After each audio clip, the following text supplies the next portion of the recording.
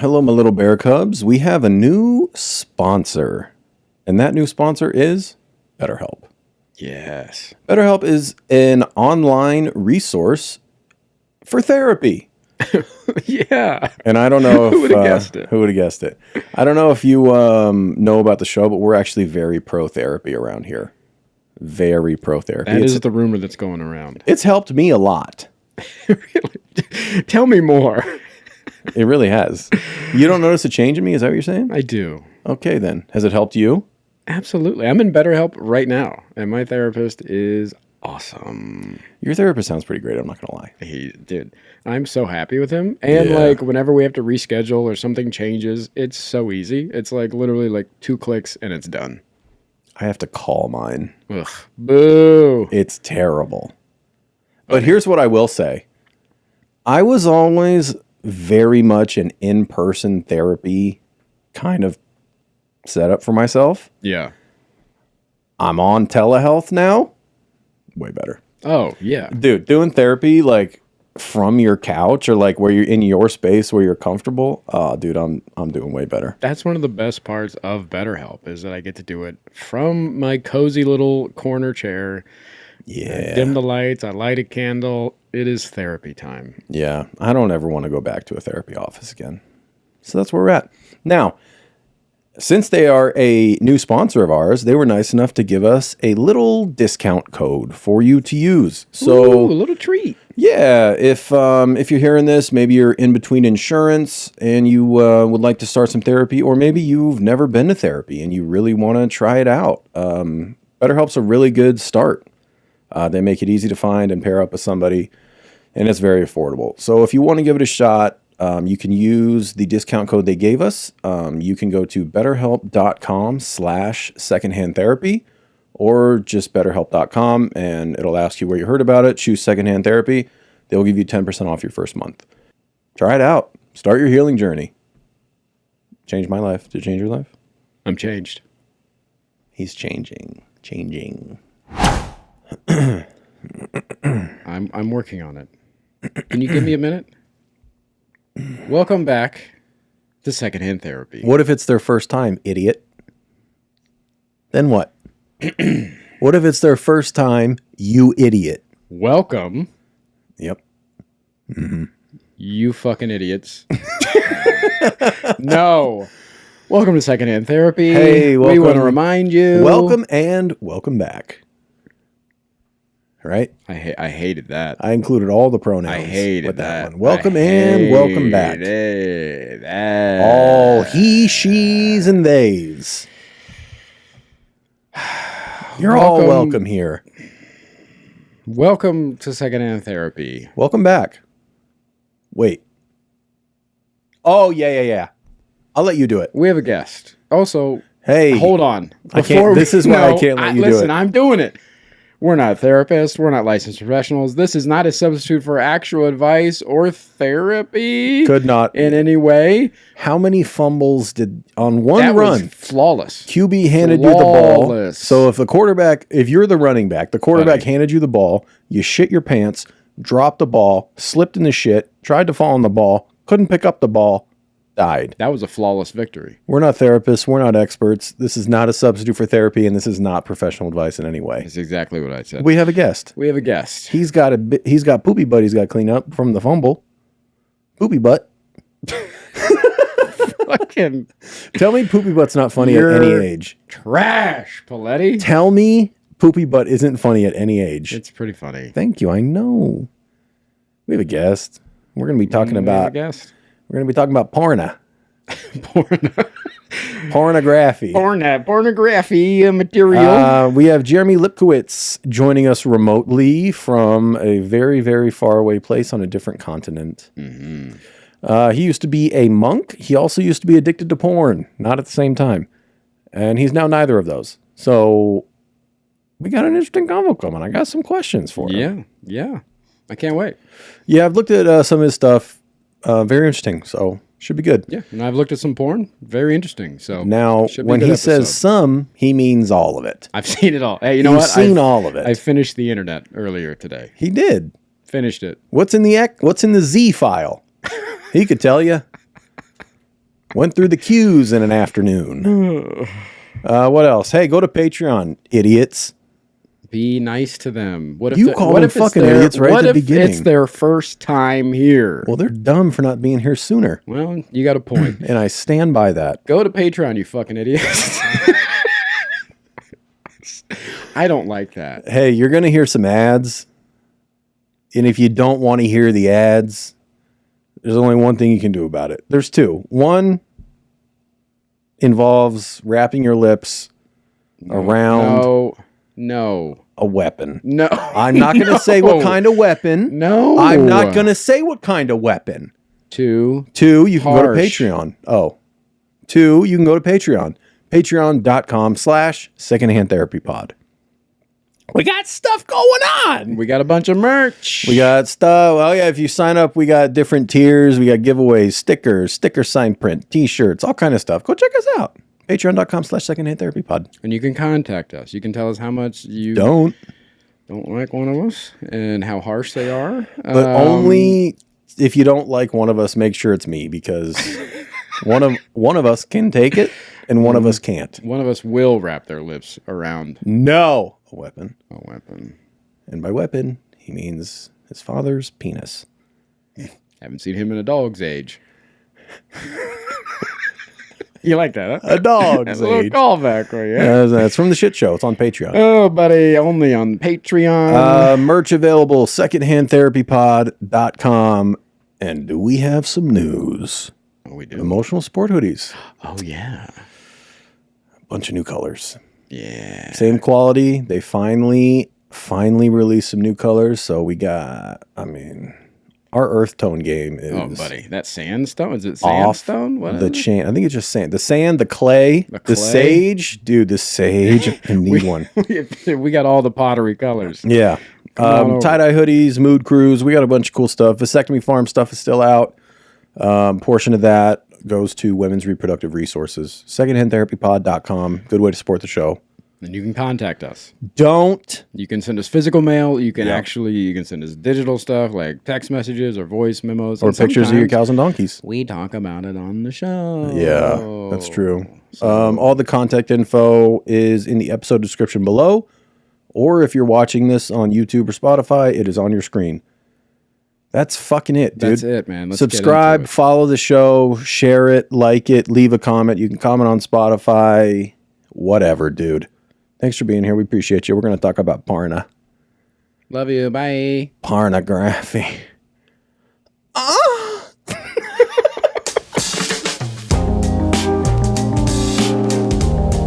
Hello, my little bear cubs, and welcome back. Secondhand Therapy.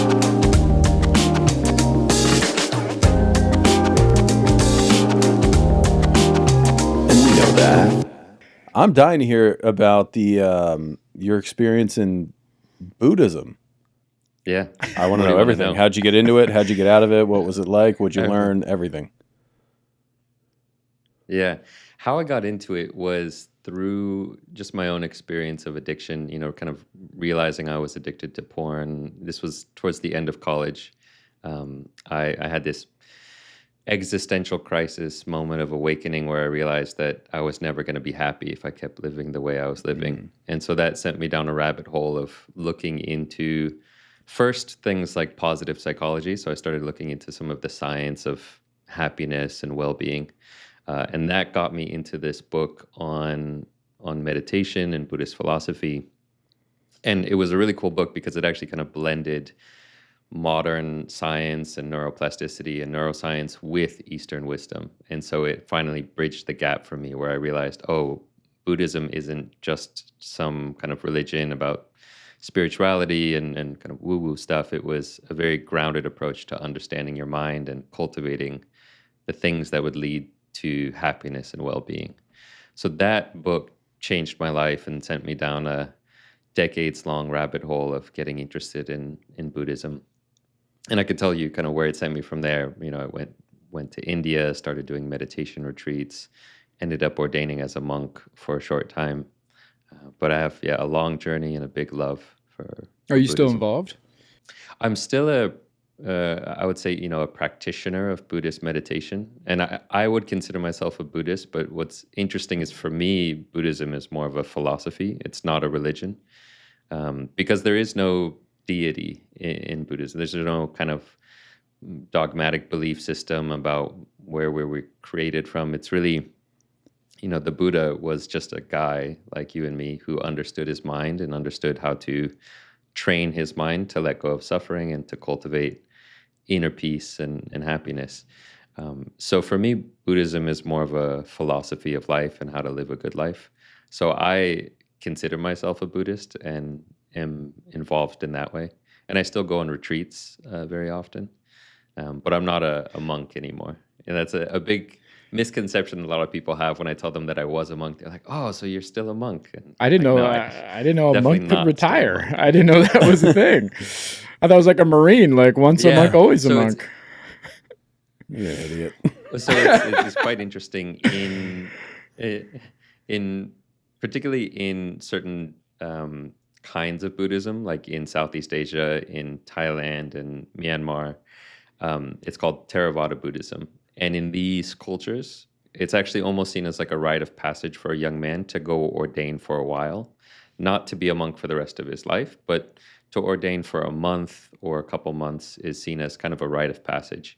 And so it's just called disrobing. So you become a monk, and then after a month or a couple months, you can disrobe.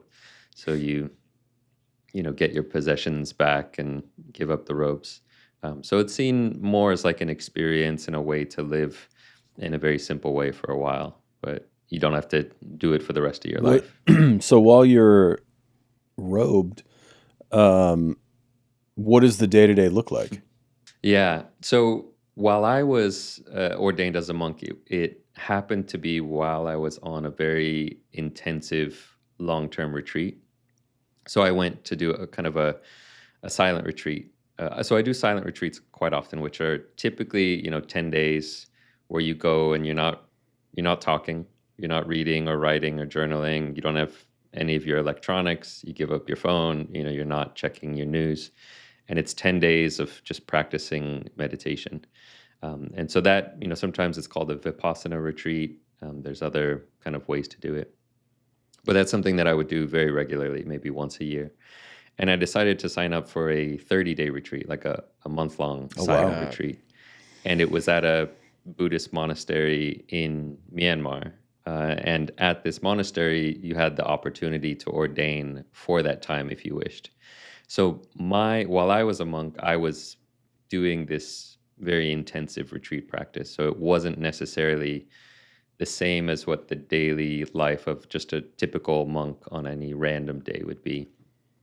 Typical monks, they do a lot of chores. They go on alms rounds, so they wake up quite early in the morning, and then alms rounds, they're walking around the village, around their monastery, getting food offerings in their begging bowl, bring it back to the monastery, and then the whole monastery kind of eats together. And then there's, a lot of meditation, and then sweeping the temple and cleaning and sewing their robes. It's a very simple life. But while I was on retreat and while I was ordained as a monk, it was just intensive meditation practice. So what is that? It has to be shocking to go from this kind of like American culture into monk life. What were like some of the first days like there? Were you going a little stir crazy? Well, so when I went and did that month-long retreat and ordained as a monk, I had already done maybe 15 10-day silent retreats in the past. So I already knew what it was like to go through that culture shock of going from the busyness of modern life into a silent retreat. So by the time I was ordained as a monk and doing that practice, it was old news to me. I knew exactly what to expect. Yeah, I mean, like the first time. But the first time I did a silent retreat, yeah. The first time was wild. I mean, it's the most challenging thing, that I had ever done, and probably to this day, still, because we're so used to distraction. We're so used to checking email and looking at our phone and talking to people and, just all the busyness of modern life. And even my first one was even before we had social media and phones. I think, Facebook was out, but, this was before it was hyper connected. But even still, it's just so wild to not have anything to distract you from yourself, to not talk to people, to not read or write. You're not even journaling. You don't bring a journal to kind of write out your thoughts. You're just really with yourself and your thoughts and your experience. And so it's incredibly wild, but it's so rewarding to be able to learn how to work skillfully with your thoughts and emotions and feelings. It's like a boot camp for self-mastery and training the mind.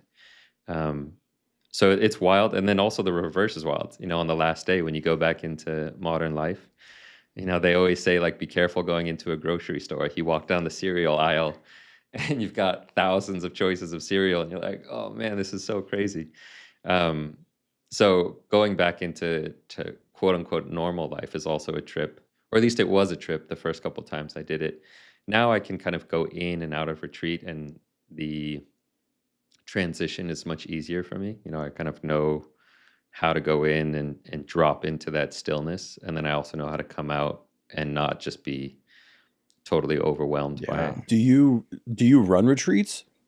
I used to. Yeah. So for a long time, now what I mostly do is coaching men around porn addiction. But before that, I was teaching meditation for about 10 years and moved to Thailand and started running some of these retreats, because one of the things I realized is there are a lot of people like me out there who want some of this kind of Eastern wisdom, but they don't want the religion behind it. And they don't want it in a super spiritual, woo-woo, kind of fluffy, open up your chakras and get aligned with the universe. They don't want that either. And my approach is, my background is in the sciences. I was a geneticist, so I kind of approached this from a very rational, secular, logical perspective. And there weren't necessarily a lot of retreats, silent retreats out there that were offering that perspective. So I started running retreats in Thailand. But then in 2018, I really found my purpose and my passion in coaching around porn addiction specifically, because it was just coming full circle. That was my gateway into meditation. That's what got me into Buddhism, was my own porn addiction. So now I spend my time doing that. Yeah, so I was actually going to circle back, so that's perfect. You said it happened toward the end of college. Did you just have a level of self-awareness to know that you had a problem? Or how did you figure out that you were addicted to porn? Yeah. I've always been a kind of more self-aware. I don't want to say self-aware person. That sounds very pretentious. I've always been a more observant type person, kind of more thoughtful, a little bit introverted, pay attention. My background really being in the sciences, I like to study and analyze things.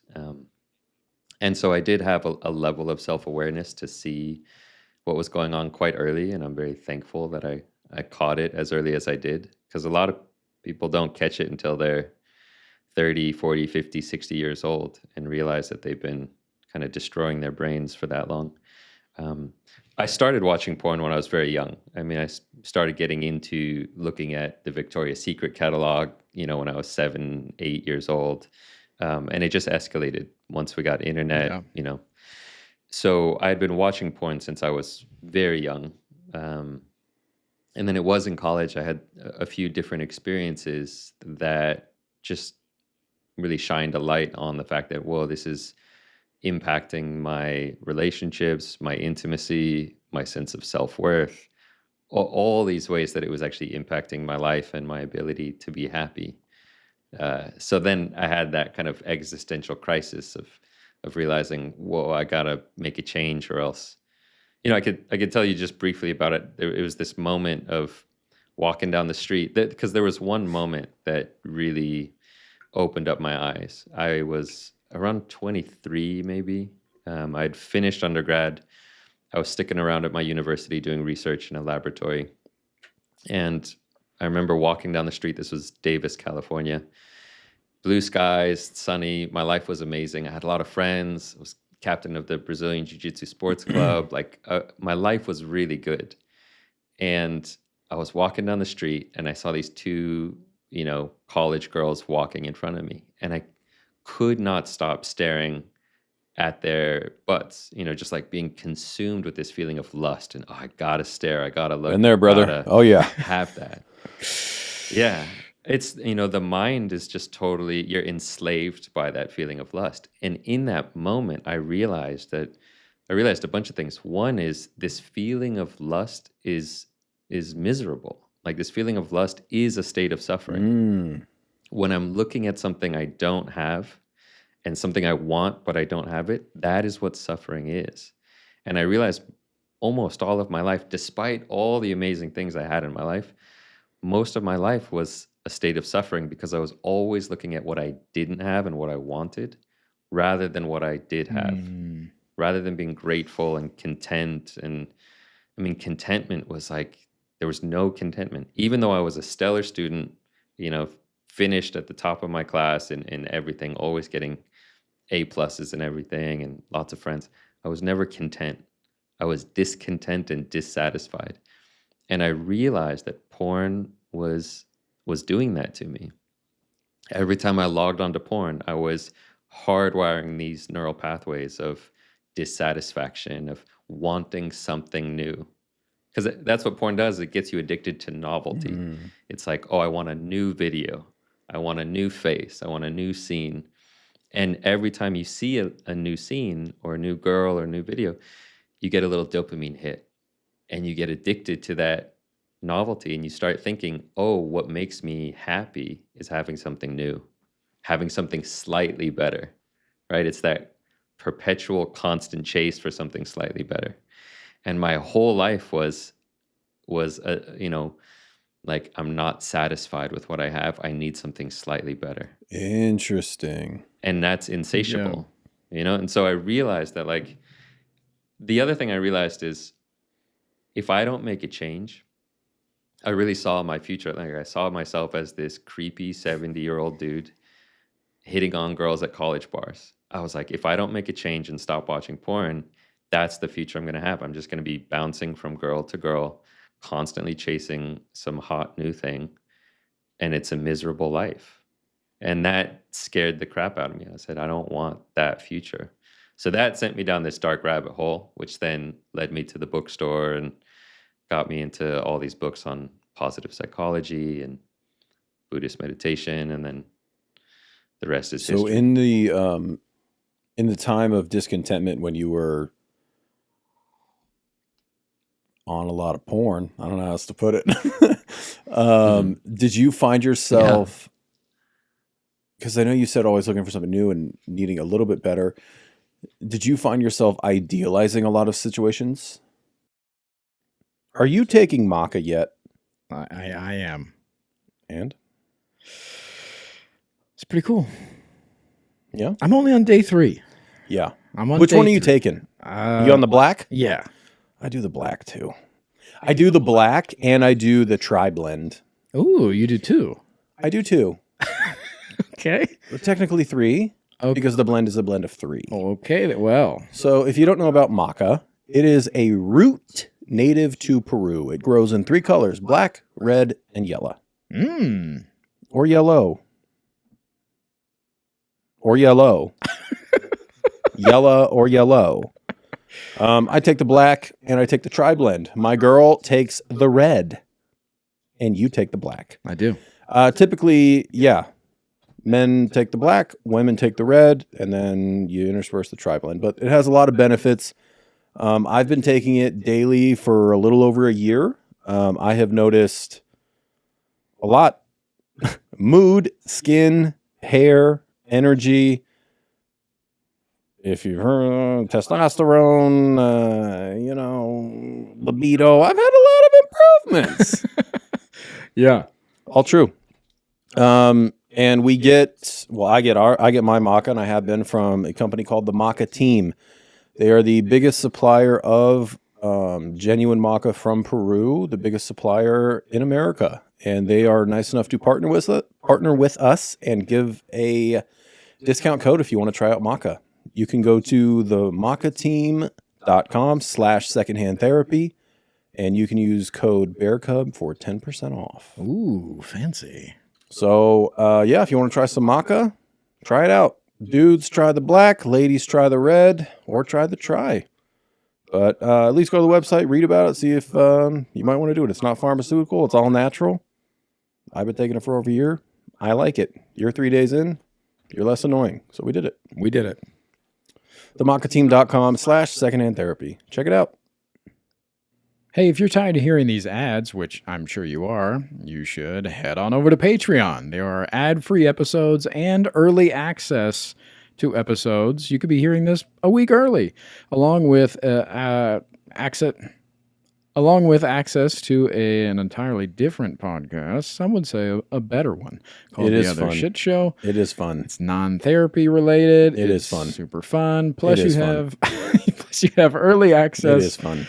To my new podcast series, Happy Not Funny, and it's ad-free episodes on that as well. Plus Also fun. Merch discounts. Also fun. Live show things where we interact with the audience. Live streams is what he's trying to say. We are not going on tour. Yeah, that's true. What did I say? He said live shows. Well, same, you know? Nope. It's like a live show. Nope. It's like a Zoom. Okay. Anyways, you'll have access to us in a more intimate manner. Intimate. How about that? Intimate? There's no N yeah, at the like end the of intimate. like the candies. Intimate. Yeah. Also, if you sign up, you get a little treat. Oh, yeah. So check out the different tiers. One of the tiers is just, if you're just here for secondhand therapy, you want no ads, we'll send you a dope little sticker. And I'm going to be honest with you. A lot of time went into designing this sticker. Yeah. Too much. You could argue too much. Yeah. It's a dope sticker, though. So if you sign up for that tier, we'll send you a sticker. The next tier, if you want the other podcast, if you want the bonus stuff from Secondhand Therapy, all the little extras, you get the sticker. And we are going to send you a signed print designed by yours truly. That took way too much time still. Way too much time. We'll sign it. We'll send it out to you. And then we have the top tier with the live streams. If you want to hang out with us a couple times a month, you get the sticker, the print, and we'll send you a t-shirt that we are not selling or getting anywhere else. So check out Patreon. If you sign up, you get some treats, and it's a good way to support the podcast. We'll see you over there. Thanks. I found myself, particularly in my relationships, having incredibly high expectations and unrealistic expectations. It's like I would fantasize about some girl and be like, oh man, I gotta get with her. I gotta approach her. I gotta talk to her. And then we would get together. It would be great for a couple days. And then I would think, but she's got a little bit of this, or her breath kind of smells, or I need something better, And so I had these unrealistic expectations that somebody should be perfect, because in porn, you're training your brain that you can have perfection. And all it takes is to look a little bit harder, and then you'll find something slightly better. And also, whenever porn is all, perfect people, right? It's whatever you're searching for. And so you start to think that is attainable. Like, oh, I can have exactly what I want when I want, with no risk of rejection. It's all within my power. I can have whatever I want. And that translates to your real life. You get kind of greedy, and you don't know how to be content and appreciative of what's right there in front of you. If that answers your question, like I'm not sure exactly if that's what you were asking about. No, that makes sense. Yeah. What do you got going on over there? I'm just seeing a lot of overlap. I'm somebody who started watching porn at an early age. I discovered it around like 11, I think, somewhere around there. And it started the same way, dirty magazines and then VHS tapes, because I'm old. And then as the internet came along, it just got more powerful, more obtainable. And yeah, I never really thought of it as like a problem, because it was so common. All of my friends were watching porn. Everybody, you know, it's sex is everywhere. It's Yeah. normalized. Yeah. Yeah. Well, and the other thing, just to butt in on you for a second, like the other big issue that I realized, and that probably is why you didn't realize it was an issue, is that a lot of the consequences of porn, it's not like the consequences of shooting up heroin. It's not like something you notice right away as, oh my gosh, like some crazy hangover. A lot of the consequences are very subtle, and they're downstream, and they're long term. So they're things that slowly, almost imperceptibly affect you over long periods of time. Like if you look at yourself from 1 year to 5 years later, you can see how it's impacted you. But on a day-to-day basis, it just feels like you're watching TV. Like it doesn't necessarily feel like anything's really changing about you. So a lot of the consequences are just very subtle, and they build up slowly over time, which is why most people don't notice it. And then on top of that, as you mentioned, it's just normalized. Everybody does it. It's common. What's the big deal? We don't realize that it actually is harming Yeah, us. which makes it sound like every other addiction, right? Like when people are alcoholics or whatever, like, what's the big deal? Everybody's drinking this and that. Yeah, but it is an addiction, and I also found myself, fantasizing or idealizing relationships or situations throughout my life, that were fueled by lust or fantasy. And yeah, it's just interesting looking at, again, like the idea of what you were talking about, like you get these perfect scenarios and these scenes, or maybe not even how they look, but how they behave. And then you get the real life scenarios, and sex is awkward. A lot of times, especially with new people, like sex is not like it is on screen. It's fucking awkward a lot of times, and it's human. And yeah, it's just interesting that a lot of that is fueled by lust and fantasy versus the reality of what it actually is. Yeah, and that's another thing that, is a whole rabbit hole we could get into. It's like it's not just the unrealistic expectations of what bodies should look like, but it's how people should be acting, and also our expectations of what we think women are interested in, because again, the majority of what we see on Pornhub and porn sites is extreme fantasy, because it's the most clickbaity, it's what gets people hooked on it. So it's all, pretty extreme stuff. And on top of that, it's not realistic of what intimacy is all about. I mean, there's no communication, there's no consent. If anything, it's the opposite. We're kind of, making it seem like a lack of consent is what women want, that they want to just be, grabbed and thrown against the wall or whatever. And, I've said this before, in zero porn scenes ever, will you ever see a girl turn down sex and that request be kind of accepted? Yeah. You will never see a girl say, hey, I'm not interested right now, or I'm not interested in you. And the man saying, okay, hey, thanks for letting me know. And so imagine what this does. Imagine a 10-year-old boy watching porn every night for the next 10 years. He's logging onto Pornhub and watching everything he's seeing there. He's getting the impression that women are always in the mood. If you make an advance, she'll reciprocate. She'll be up for it. If she resists, it's just because she's playing hard to get and she likes it rough. And so this is totally warping, what young men think of as healthy intimacy. They also think, anal is what every girl likes. Every girl likes to be choked. It's like, because that's the majority of what they're seeing. And so, I'm really concerned about the younger generation, because, at least in our generation, it's like VHS and, magazines, and then dial-up. You had to download like a photo at a time. And but now, I mean, imagine being 8 years old and having access to high-speed, hardcore internet porn where you could get down a really dark rabbit hole. And now there's AI porn, which is even darker. I mean, it gets really dark on some of that stuff. And so,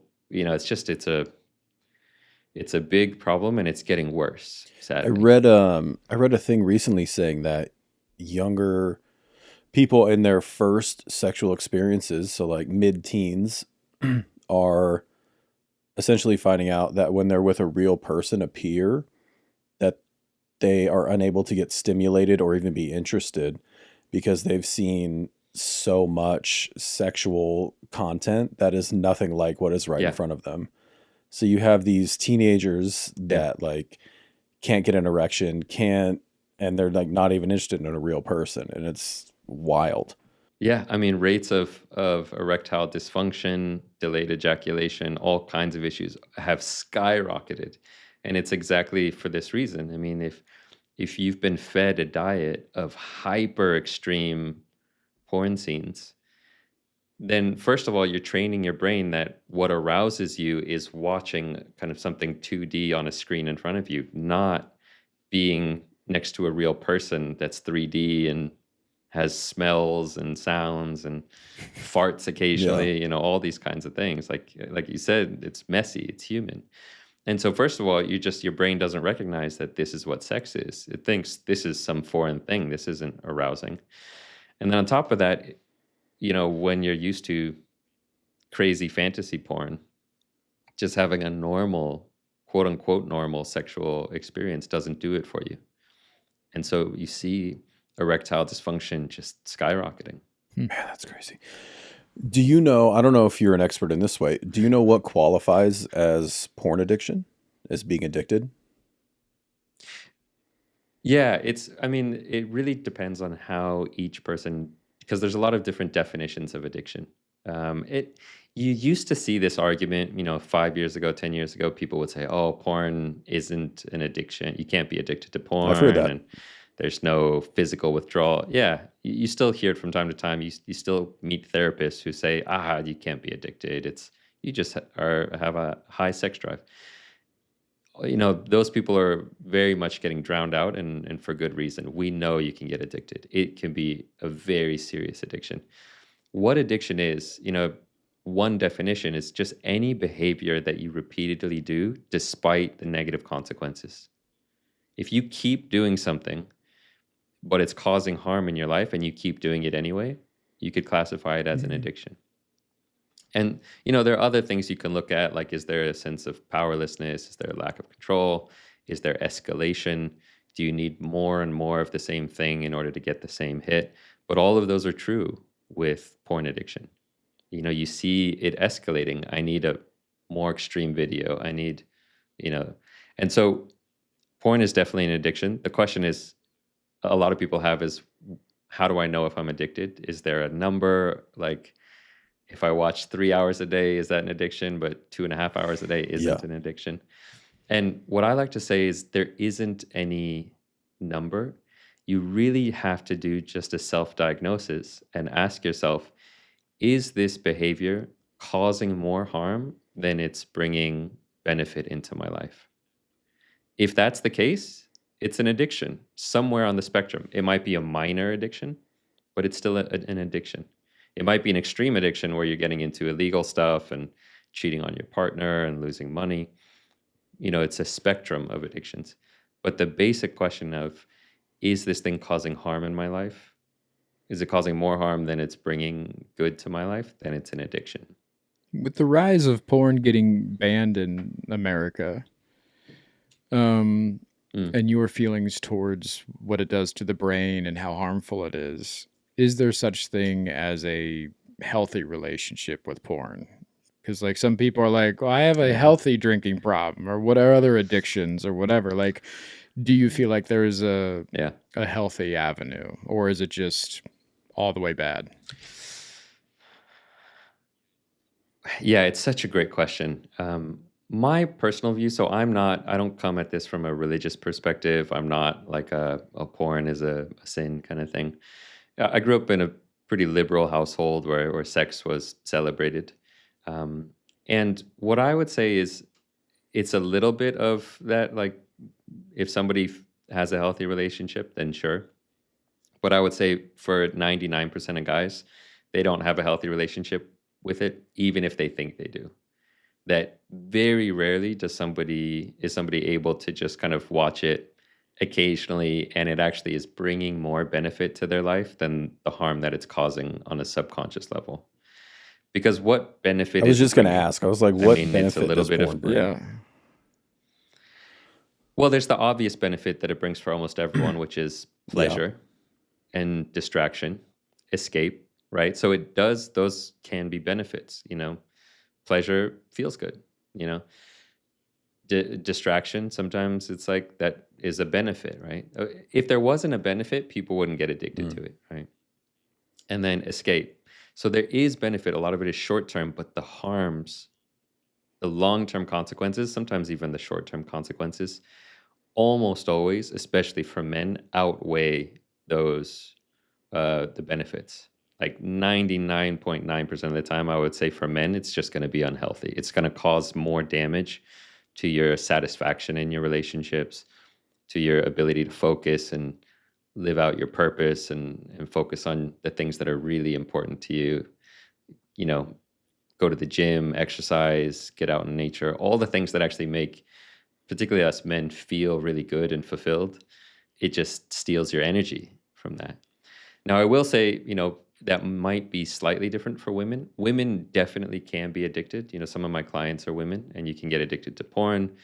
A lot of women can get addicted to romance novels because for women, it's more about the story, the kind of the character. So romance novels can be an addiction as well. But, you know, I would say women have more of a capacity to have a quote unquote healthy relationship with it. But even then, given the type of porn that we're seeing on just any porn site, just so much of it has a negative impact, you know, as just kind of the way it impacts our expectations of intimacy and ourself. And, you know, it's very rare to find somebody who really uses it to their So I was benefit. going to ask about the difference between men and women and how they intake porn and the addiction rates and things like that. And I didn't know if it was just because it seems more targeted and geared towards men, or if there's something else just like in the inner brain workings of men versus women that they're just not as susceptible to pornography as men. Are you tired of staring at your phone? Are you addicted to it? Oh my God. Are you? Yeah, well, yeah, like everybody else, sure. Okay. All right. Well, I got a new. Let me tell these people about my new phone. Okay. Okay. It's called the Light phone. Oh, I've heard about that. The Light. Yeah, you've seen me use it. The Light phone, also known, some people call it a dumb phone. Anyway, it's a smartphone. It has internet, but the internet will only get you navigation. There is no email. There is no social media. Nothing like that. It does calls. It does texts. It does navigation. It has a calendar and a flashlight. It's like having a BlackBerry again. Kinda. Oof. Yeah. I love that. It has a pretty cool camera too. I'm not going to lie. Yeah? It's got a dope camera on it. It's got a camera. Yeah. Anyway, they were nice enough. They sent us a little discount code if anybody wants to get on the Light phone train with us. So there's a link in the episode description for the Light phone. And then if you want to pre-order the Light phone 3, use code secondhandtherapy, all lowercase. Try out a Light phone. It's pretty great. Stop your doom scrolling. Stop your doom scrolling. Be more present in life. Link down below. Promo code Secondhand Therapy, all lowercase. Check out a Light phone. Join us in the present world. Yeah, it's a bit of both. I mean, men are much more visually stimulated erotically. You know, we get stimulated by stuff we see, you know. It's like, oh, I like the look of that. But for women, much more, it's less about the visual stimulation. There is a lot of that for sure, but it's more about the storyline, the character, you know, like there needs to be a bit more drama usually. Like, oh, who is this person? And so visual porn doesn't do it as much as like erotic literature for the most part. These are all generalizations, but there is some kind of biology to that as well. But women definitely can get addicted, and we're seeing it more and more. The rates of that are on the rise. What advice would you give to somebody that has decided to quit porn? if they wanted a successful path to do so? I would say the most important thing someone can do if they want to quit is get connected to a community, a brotherhood, a men's group, a therapist, a coach. Get connected to at least someone, but ideally a community that can help support you in this journey. Because the hardest thing is to do this alone, to try to quit this addiction on your own. It can be done, but it's incredibly difficult because the problem is the moment you slip up, and you will slip up with porn, it's everywhere. It's too pervasive, so slips happen. If you're trying to do this on your own, the moment you slip up, you have no accountability to get back on track. You just think, oh, well, this is who I am. I'm always going to be addicted. I might as well just keep watching. Or you tell yourself the excuse, which I see a lot of, okay, well, I'll just watch for a few more days and I'll start my recovery on next Monday or next month, or when I'm a little bit less stressed at work. So having a community that holds you accountable and supports you. And then on top of that, it helps you let go of the shame around this addiction. Because a huge thing with porn addiction and sex addiction is the shame associated with it. Guys feel like they're the only one. They feel like everyone else has a healthy relationship with porn or sexuality. I'm the only pervert who likes to watch this and this and this. I'm the only one who can't control himself. And I'm ashamed of that. And what shame does is it makes you want to isolate and hide away. It makes you want to say, oh, if people knew the truth about me, they would run away, they would point fingers, they would call me a monster. So that shame in every addiction is what keeps people stuck in addiction, but particularly so for porn and sex addictions. Shame is a really huge component of staying stuck in addiction. So getting connected is the first. I was going to ask, when you mentioned sex addiction, is there, from your experience and your knowledge, is there a high overlap with porn addiction and sex and love addiction? It can be. It doesn't have to be, though. It's really a case-by-case basis. For some people, it's both and for other people, it's one or the other. Some people are just, some people, because of their porn addiction, it makes it increasingly hard for them to actually go out and talk to people and have real sex. And so for them, it's just escalating deeper and deeper into the digital world. For some, and this was the case for me, it was both. It's like my porn was also fueling my desire to go out and meet more women and have more sex, and it was both. And for some people, they don't have a porn addiction, and I would say this is rarer, that somebody just has a sex addiction or a love addiction and they don't watch porn. But that can happen also. So it's really a case-by-case basis. But what I'll say is, addiction, it's the same at the root for all of these things. And so if you struggle with addiction, it's less about what the particular outlet is, the particular substance or the behavior. It can easily, you can squash it in one spot and it'll just pop up somewhere else. So, if you're addicted to porn, this is why, in my program specifically, it's not just about sobriety and just stop watching porn. You really have to go to the root of the addiction. You have to understand why you developed that addiction in the first place. Because if you just squash it somewhere, it's just going to pop up somewhere else if you never address why you're acting out and trying to escape in the first place. And so that's the same with porn or sex or drugs or anything. Sobriety is not the same as recovery. Sobriety is just, let me use some willpower and, block everything and go into a dark hole and try to distract myself for a while. But recovery is saying, let me untangle the knots of my soul and my mind that made me want to escape and run away and cause damage to myself in the first place. Sobriety is different than recovery. That is, it's a crazy thought. That makes, yeah. How you doing over there? Great. All right. It's funny because this topic, especially for us men, I don't know how old you guys are. I'm guessing you're similar to me. Early 20s, yeah. How old are you guys? 42. 20 something. No. What? Anyway, I mean, this topic for almost any guy, but particularly guys, around our age, like it can be such a confronting and eye-opening and just like a that emoji of the brain Yeah. having the brain kind of explosion. It's like, oh man, like I never even looked at it this way and thought about my porn habit when I was 8 years old. And it's kind of wild to look back and think of this thing that really has impacted our lives so deeply, and we rarely in our society stop to think about it. We were just talking about it last week.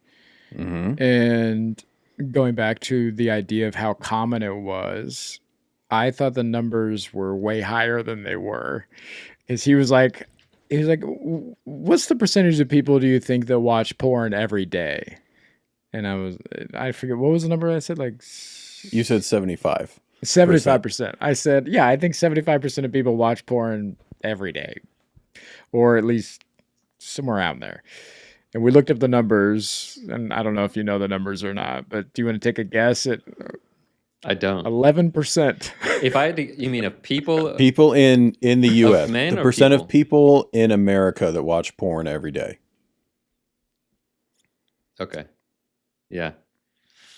11%, that's a little surprising to me. I would have guessed higher also. But I guess if you're factoring in, men and women, if you're not looking at any kind of age distribution or anything. But I think if you were to look at, it would be a very different question if you say, what's the percentage of men between the ages of 18 to 65?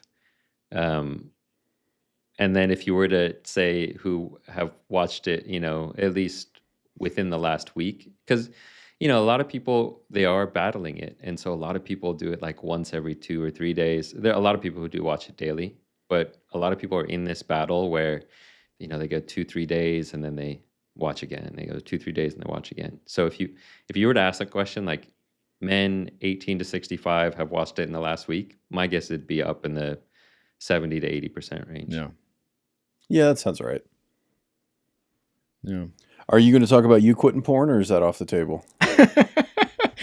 I'm new to it, so I wasn't going to mention it. We talk about it or no? I mean, we're talking about it now. Because after that conversation about hearing how uncommon it was, and how I thought the numbers being vastly different than what I thought they were, and again, just like being brought up in circles where porn was just common.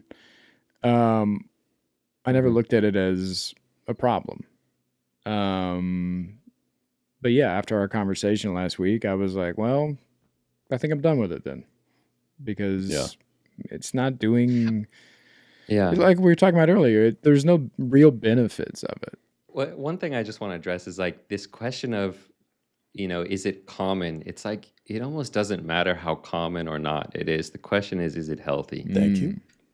Like, if 100% of people were doing it, but it was unhealthy, and you had some clarity and some awareness to realize, whoa, this is screwing with my relationships. It's screwing with my ability to be satisfied in relationships, to have a sense of self-worth, to be in integrity, to talk to women and not objectify them. That's the real question is this thing healthy? Is it screwing with your life? And so it doesn't matter how many people watch it. It's besides the point. But, so that one of the things that really changed my perspective on this was understanding neuroplasticity. And there was this one quote that I read in that book that changed my life, the book on kind of, Buddhist philosophy, but it was this guy who was also a scientist. And it was on neuroplasticity, and it was the quote was, neurons that fire together wire together. And the understanding is that every time you think a certain type of thought, you're strengthening those neural pathways. Whatever you think or do or pay attention to, you're strengthening those neural pathways in your mind. And what I realized is like every time I was watching porn, I was strengthening the neural pathway of craving and lust and wanting something I didn't have. And you're just building up this super highway of what that essentially is dissatisfaction.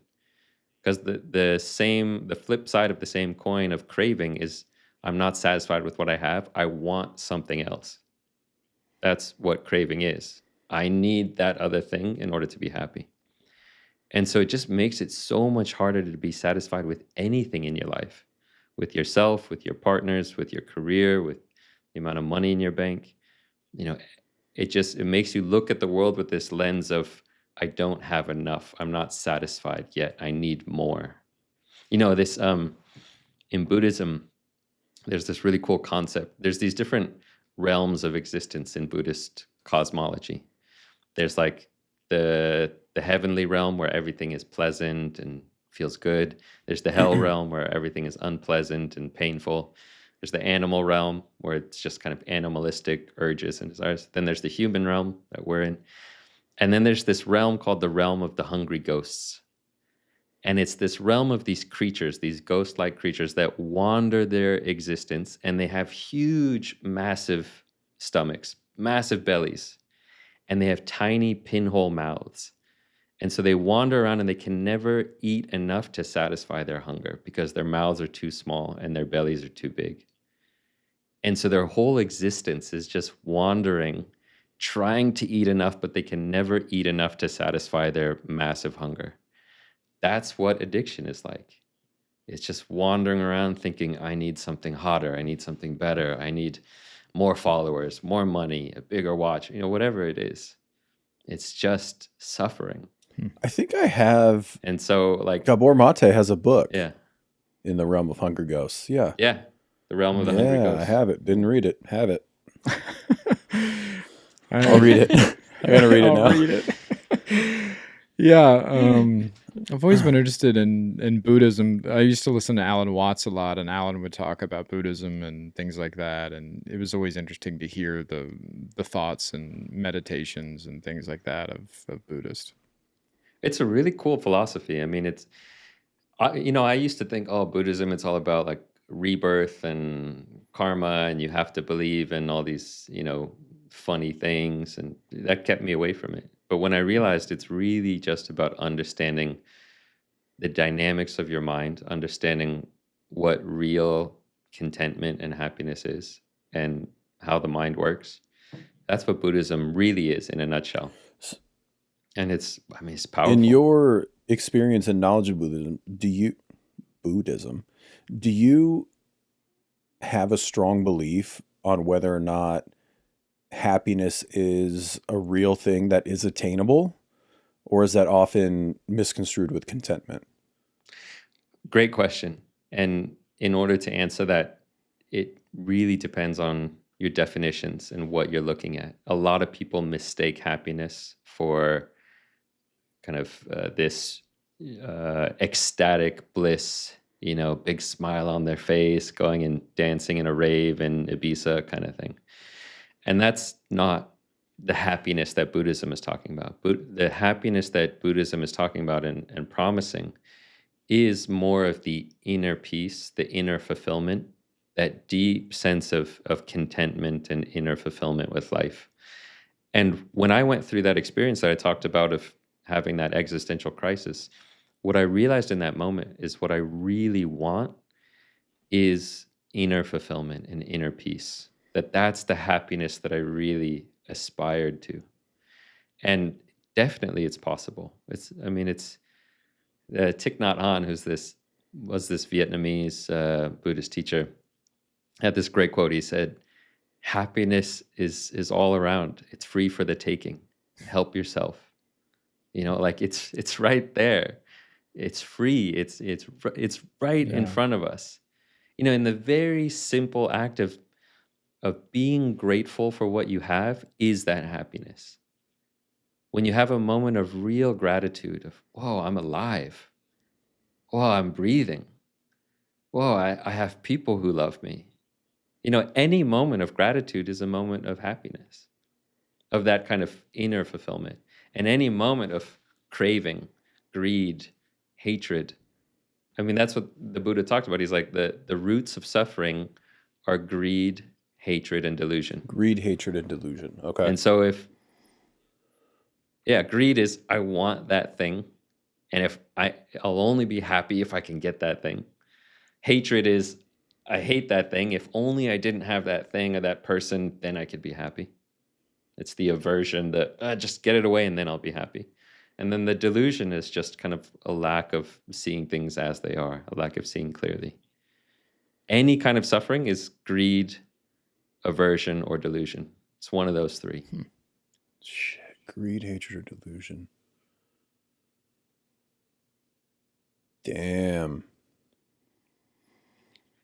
And hatred, the real kind of term there is aversion. Like hatred, people think, well, I'm not a hateful person. I don't hate anyone. But aversion is this feeling of, I don't want this.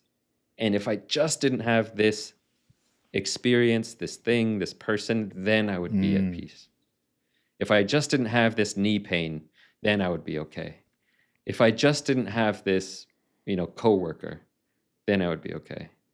The aversion is this feeling of, if I just didn't have that, then I'd be okay. The greed, the craving is the other side, which is, I just need that hot girlfriend. I just need to watch porn. I just need to, whatever it is. Then I'll be happy. I have a hot girlfriend, and I got to tell you, it's a pain in the ass sometimes. It's a real fucking pain in the ass sometimes. It's greed and aversion at the same time. It's greed and aversion and delusion. I don't even know what I'm doing. No, she's great. I'm very happy with her. I mean, and the delusion is the part of us that thinks that believes all those stories. Yeah. And doesn't see clearly that like real happiness is in being of service to other people. Real happiness is in practicing compassion for yourself and for others. Real happiness is in equanimity and being at peace with the way things are. And that is recovery talk. There's so many. Yeah. So have you found all this for yourself? So I'm not by any means a kind of enlightened being that is kind of just blissfully, floating through life. But what I'll say is that I'm so much better off than I used to be. And it's because of this understanding and the training, training my mind to be grateful, to be content, to, practice compassion. That's what meditation is. It's just training the mind to cultivate these mental qualities that lead to happiness. So I'm definitely much happier than I was before.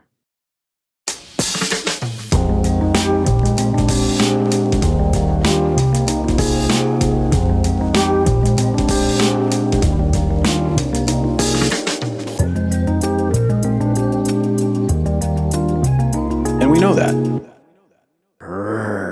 Jesus. That's a bear. It's not.